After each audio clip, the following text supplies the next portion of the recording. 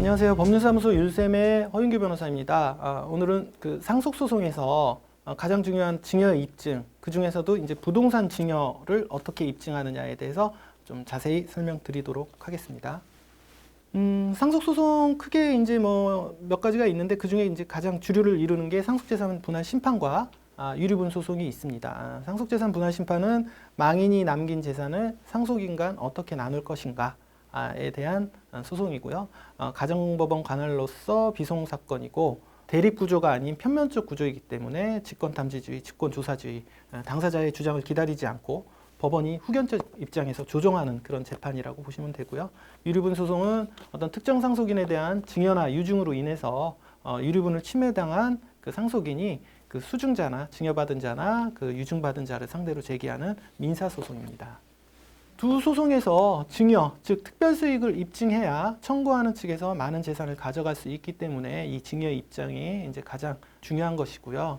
그 다음에 이제 망인이 생전에 증여한 재산이 이제 망인이 돌아가신 후에 남은 재산을 어떻게 나눌 것인가가 결국 상속재산 분할 심판의 핵심인데, 만약에 망인이 생전에 증여한 재산이 하나도 없다면, 증여한 재산이 하나도 없고 남은 재산이 전부였다면 당연히 그 상속인들끼리 민법에 정해진 그 상속분대로 n분의 1이죠. 그 어머니만, 그 배우자만 1.5고 이렇게 공평하게 나눠 가지면은 분할은 간단하게 끝나니까 비교적 간단한 사안이죠. 그런데 이제 생전에 어떤 특정 자녀 또는 특정 상속인한테 어떤 재산을 증여하게 된다면 그 재산까지 합쳐서 남은 재산과 합쳐서 n분의 1을 하기 때문에 얼마나 이제 증여 재산이 많으냐 또는 그걸 입증하느냐에 따라서 분쟁이 생기는 주된 원인이 됩니다. 그래서 증여 입증이 상당히 중요하고요.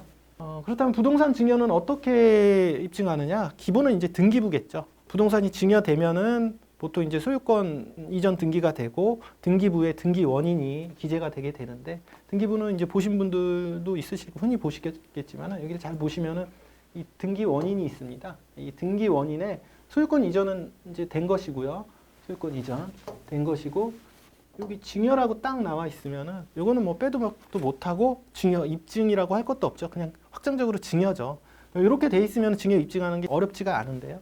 보통은 이렇게 아버지가 뭐 자녀들한테 직접 증여로 하는 경우도 있지만, 보통 실제는 이제 아버지가 준 것이지만 증여지만 증여로 하는 그 매매 형식을 빌려서 하는 경우가 있습니다. 뭐 두 가지가 있는데, 원래 소유가 아버지 거였는데 아들로 넘어가면서 매매로 넘겼거나, 아니면은 아버지가 취득자금을 아들한테 빌려주고 제3자로부터 부동산을 살 수 있게 하는 이 두 가지 경우가 있을 수 있습니다.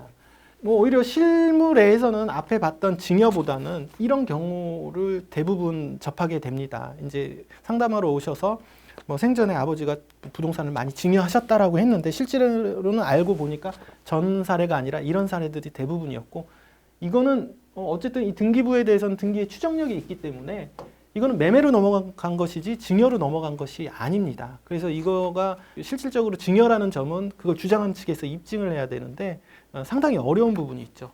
그러면 이렇게 실질적으로는 증여지만 형식적으로 매매로 되어 있을 때 법리적으로 이제 주장하는 측에서 할 수 있는 첫 번째 주장은, 그 부동산은 원래는 아버지가 산 것이고 아버지의 실질적 소유인 건데 명의만 아들로 되어 있다. 즉 명의신탁을 주장할 수가 있습니다. 이 명의신탁을 주장하게 되면은 그 재산은 아들의 재산이 아닌 아버지 재산으로 이제 환원이 되고 상속재산으로 가게 되는 것이죠. 즉 상속재산 분할의 대상재산이 되어버리는 것이고, 또 유류분 반환의 기초재산에 또 포함이 될 수도 있는 것입니다. 그래서 이 명의신탁을 입증하기 위해서는 뭐 여러 가지 이제 입증 사항이 있는데, 가장 이제 기본이 명의신탁 계약서가 있으면 사실 끝이고요. 계약서가 있으면. 근데 생전에 아들과 아버지 간에 실제로는 내 건데 네 명의로 해라고 하면서 계약서 쓰는 경우는 거의 없죠. 그래서 계약서가 없다면은 매매 대금을 누가 부담했는지 여기서부터 이제 시작이 되는 겁니다. 실제적으로 매매 대금을 부담한 자가 신탁자 아버지다. 그리고 건립필증을 누가 보관했는지 아버지가 보관했다. 임대관리도 아버지가 했다. 뭐 유지 수선 비용도 아버지가 했다. 취득세, 재산세, 각종 세금도 아버지가 했다. 기타 소유권 행사 자료도 아버지가 했다. 이런 자료들이 어느 정도 명확하게 입증이 돼야 명의신탁으로 인정될 수가 있습니다. 근데 그렇게 해서라도 이제 명의신탁은 입증은 못 되더라도 그렇다면은, 그러니까 아버지 재산은 아니지만은 어쨌든 증여한 거다라는 걸 입증하려면은 일단은 이제 부동산을 증여한 것이냐, 그러니까 해당 아까 그 보셨던 등기부에 있던 그 부동산 자체를 증여한 것이냐, 아니면 자금을 증여한 것이냐, 이 상당한 차이가 있습니다. 왜냐하면은 모든 상속재산 분할을 계산할 때 유류분도 마찬가지지만 상속 개시 시 당시의 그 시가를 기준으로 하기 때문에 오래전에 한 부동산 증여 같은 경우에는 그 부동산 시가가 상당히 올랐을 것이고요. 그때 부동산 증여가 아니라 취득 자금만, 그 매매 대금만 증여를 했다고 하면 이 증여 자금을 GDP 디플레이터에 의한 물가 변동률 환산으로 해서 하기 때문에 그 격차가 그렇게 커지지가 않죠. 그래서 반환을 청구하거나 분할을 청구하는 측에서는 더 불리한 자금으로 보면 불리한 것이기 때문에 이런 경우에 부동산 증여로 예비적으로 주장할 필요가 있습니다.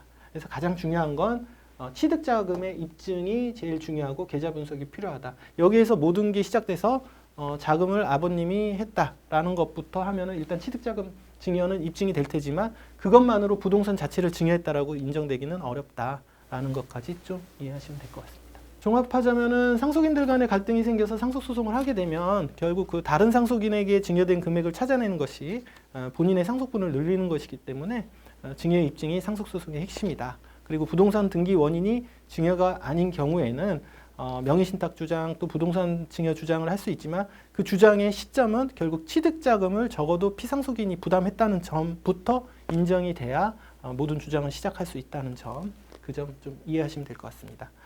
이와 관련해서 좀 더 궁금하신 점이 있다면 언제든지 저희 법률사무소 일샘으로 연락 주시면 감사하겠습니다. 저는 다음 영상에서 뵙겠습니다. 감사합니다.